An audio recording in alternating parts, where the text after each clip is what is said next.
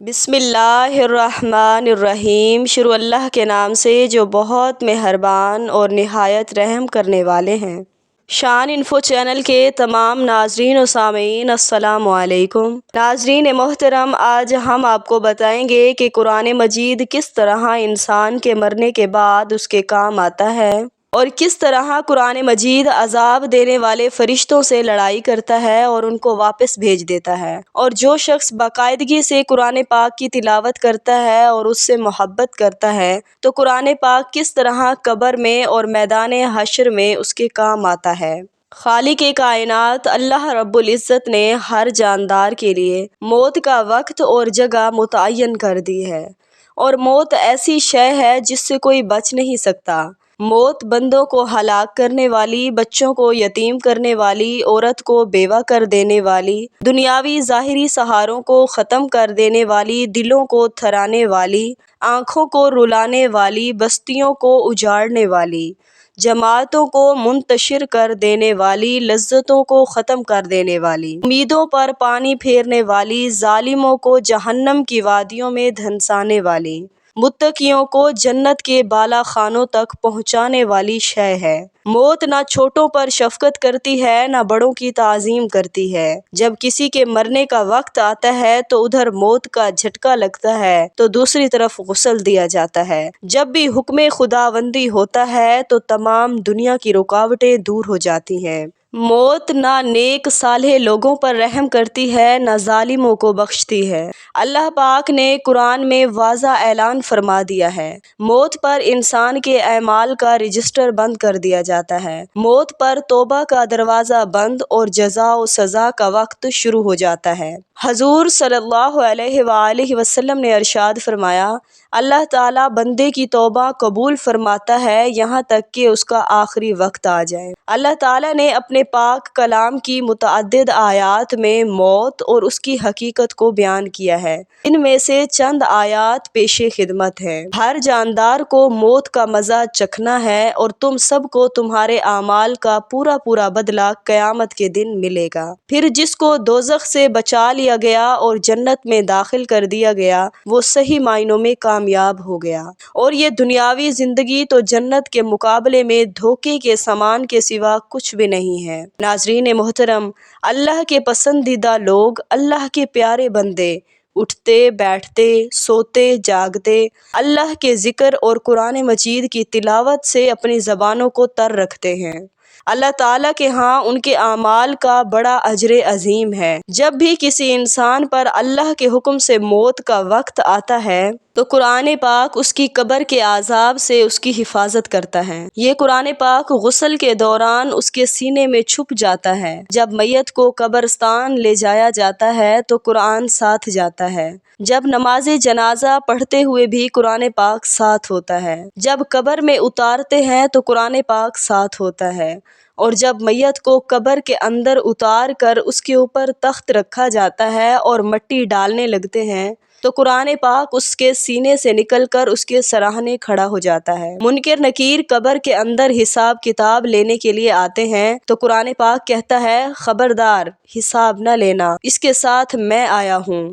وہ فرشتے کہتے ہیں کہ ہم بھی تو اللہ کے حکم سے آئے ہیں۔ قرآن کریم کہتا ہے، 2 منٹ لیٹ جاؤ اور جب تک میں نہ کہوں تو اس کو ہاتھ نہ لگانا۔ حضرت عبادہ بن صحابہ رضی اللہ عنہ فرماتے ہیں کہ رسول اکرم صلی اللہ علیہ وآلہ وسلم یہ فرما کر رو دیے۔ آپ صلی اللہ علیہ وآلہ وسلم نے ارشاد فرمایا کہ قرآن پاک اللہ کی بارگاہ میں جا کر گڑ گڑانے لگتا ہے، کہتا ہے کہ اے اللہ، میرا مہمان آج ہی قبر میں آیا ہے، فرشتے اسے ڈرا رہے ہیں، اے اللہ اپنے فرشتوں کو واپس بلا لے، میں گواہی دیتا ہوں یہ مجھے پڑھا کرتا تھا۔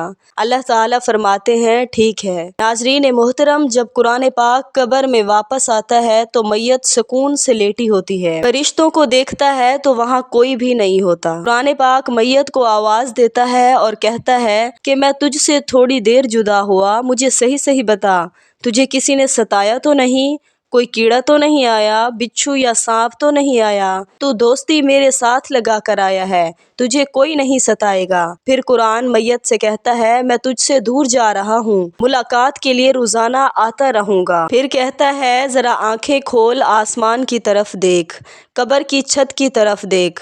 جب وہ قبر کی چھت کی طرف دیکھتا ہے تو 1000 فرشتے 4 چیزیں لے کر اس قبر میں اترتے ہیں۔ سب سے پہلی چیز جنت کی اوڑھنی، جنت کا بچھونا، نور قندیل، یاسمین پھول لے کر اترتے ہیں۔ پھر فرشتے قبر کے اندر اس کے وجود کو اٹھاتے ہیں، جنت کا گدا بچھاتے ہیں اور پھر دائیں بائیں سے جنت کی ہوائیں چلنا شروع ہو جاتی ہیں۔ ناظرین محترم، اس کے سینے پر ایک پھول رکھ دیا جاتا ہے اور پھر کہا جاتا ہے کہ ماں باپ بہن بھائی یاد آئیں تو اس پھول کی خوشبو سونگھ لینا، تو اس کی خوشبو میں مست ہو جائے گا۔ جب فرشتے جانے لگتے ہیں تو اس کی قبر میں نور قندیل جلا دیتے ہیں اور کہتے ہیں کہ یہ قیامت تک جلتا رہے گا۔ ناظرین محترم، جب اس کے بعد قرآن پاک قبر سے جانے لگتا ہے تو میت سے کہتا ہے بے فکر ہو جا، اللہ تبارک و تعالی سے وعدہ کر کے آیا ہوں، قیامت کی صبح تک تجھے کوئی بھی اٹھانے نہیں آئے گا۔ حدیث شریف میں آتا ہے کہ پھر قرآن مجید روزانہ میت کے گھر آتا ہے۔ اگر بیوی نے برقع پہن لیا، بچے مدرسے میں داخل ہو گئے، بیٹی نے قرآن پاک پڑھنا شروع کر دیا تو یہ قرآن مجید میت کو جا کر یہ خوشخبری دیتا ہے اور کہتا ہے کہ تیری اولاد سنبھل گئی ہے، تجھے مبارکباد دیتا ہوں، تو لیٹا رہے اور کھاتا رہے۔ پھر اگر اولاد بگڑ گئی، بیوی کے سر سے دوپٹہ اتر گیا، تو قرآن ایسی خبریں جا کر میت کو بتاتا ہے تاکہ اس کا دل نہ دکھے۔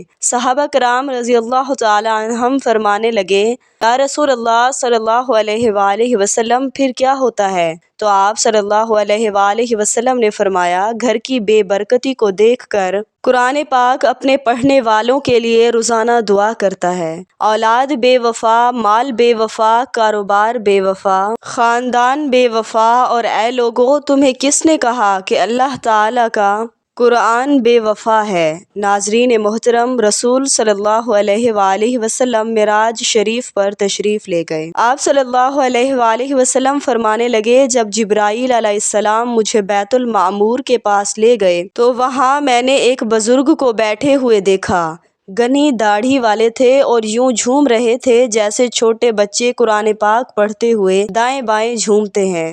میں نے جبرائیل علیہ السلام سے پوچھا یہ کون ہیں؟ انہوں نے عرض کیا یا رسول اللہ صلی اللہ علیہ وآلہ وسلم، یہ آپ کے والد ابراہیم علیہ السلام ہیں۔ آپ صلی اللہ علیہ وآلہ وسلم نے ارشاد فرمایا قرآن تو میرے اوپر نازل ہوا ہے اور پڑھ حضرت ابراہیم علیہ السلام رہے ہیں۔ آپ صلی اللہ علیہ وآلہ وسلم نے پوچھا یہ بچے کون ہیں جن کو یہ قرآن مجید پڑھا رہے ہیں؟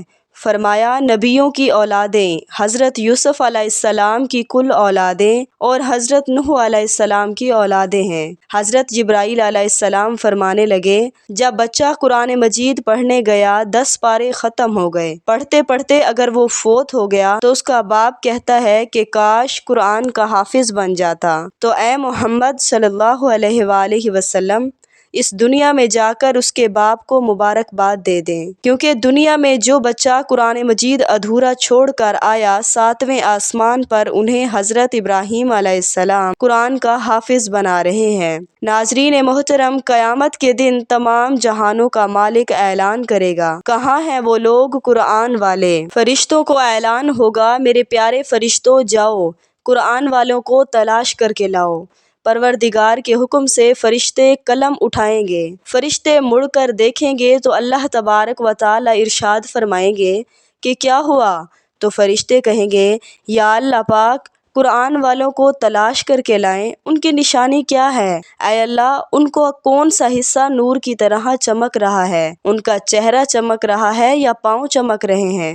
اور اے اللہ پاک یا جس سینے میں قرآن تھا وہ چمک رہا ہے؟ حضرت ابراہیم علیہ السلام سے لے کر رسول صلی اللہ علیہ وآلہ وسلم تک کی تمام امتیں کھڑی ہوئیں اور کہا یا الہی تیرے قرآن والے کون ہیں؟ ناظرین محترم، اللہ تبارک و تعالی ارشاد فرمائیں گے اے فرشتوں میدان حشر میں جتنے مرد اور بچے کھڑے ہیں ہر ایک کے منہ کو سونگھتے رہو، جس کے منہ سے عنبر کی خوشبو آ رہی ہو وہی میرا قرآن پڑھنے والا ہے۔ حضور اکرم صلی اللہ علیہ وآلہ وسلم نے ارشاد فرمایا جب قیامت قیامت کے دن یہ امتی اللہ تبارک و تعالی کا بندہ منہ لٹکائے ہوئے آئے گا تو اس کے دونوں طرف بادل کے ٹکڑے چلتے آئیں گے۔ اللہ تبارک و تعالی ارشاد فرمائیں گے، اے میرے بندے شرمندہ کیوں ہے؟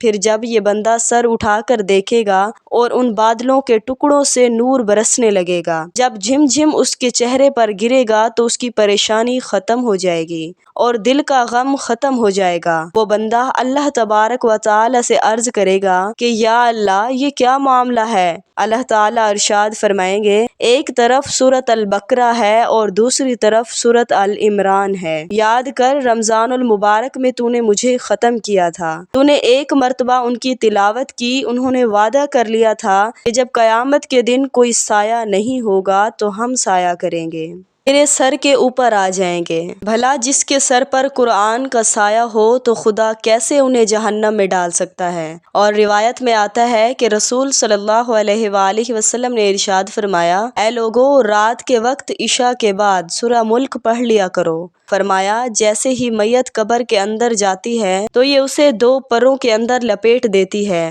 فرشتوں سے کہتی ہے اس سے کوئی سوال نہ کرنا کیونکہ یہ مجھے پڑھا کرتا تھا اور میں اس کی ضامن ہوں۔ اور ایک روایت میں آتا ہے کہ رسول صلی اللہ علیہ وآلہ وسلم نے ارشاد فرمایا، اے لوگو صبح سورہ یاسین پڑھ لیا کرو۔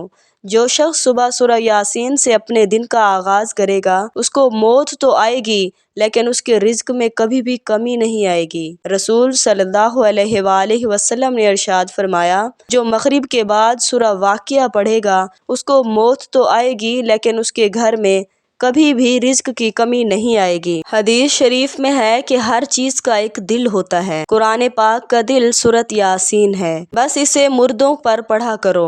اسی لیے میت پر سورۃ یاسین پڑھنا اور پڑھانا دونوں درست ہیں۔ مومن اپنی اس عارضی دنیا میں مرنے سے پہلے جو بھی نیک کام کرے گا، چاہے اپنی زبان سے ہوں، ہاتھ سے ہوں یا اپنے مال کے ذریعے، اس کا ثواب ضرور پائے گا، یعنی عمل کا اجر اس کے نامہ اعمال میں لکھ دیا جائے گا۔ لیکن مرنے کے بعد عمل کا دفتر بند ہو جائے گا اور ایک لمحے کے لیے بھی کوئی عمل کرنے سے عاجز ہو جائیں گے، اس لیے نیکیوں پر اجر و ثواب کا سلسلہ بھی ختم ہو جاتا ہے۔ البتہ چند اعمال ایسے ہیں جن کا اجر میت کو مرنے کے بعد بھی پہنچتا رہتا ہے۔ اللہ تعالیٰ ہمیں قرآن پاک سے محبت کرنے والا اور اس کو پڑھنے والا بنائے، آمین ثم آمین۔ ناظرین محترم، اللہ تعالیٰ ہمیں مرنے سے پہلے مرنے کی تیاری کرنے کی توفیق عطا فرمائے اور اس دونوں جہان میں کامیابیاں و کامرانیاں عطا فرمائے، آمین ثم آمین۔ تو ناظرین محترم، یہ تھی ہماری آج کی ویڈیو۔ اگر ہماری ویڈیو آپ کو اچھی لگے تو اس کو لائک کر دیں اور کمنٹ میں اپنی رائے کا اظہار ضرور کیجیے گا۔ جزاک اللہ خیرہ۔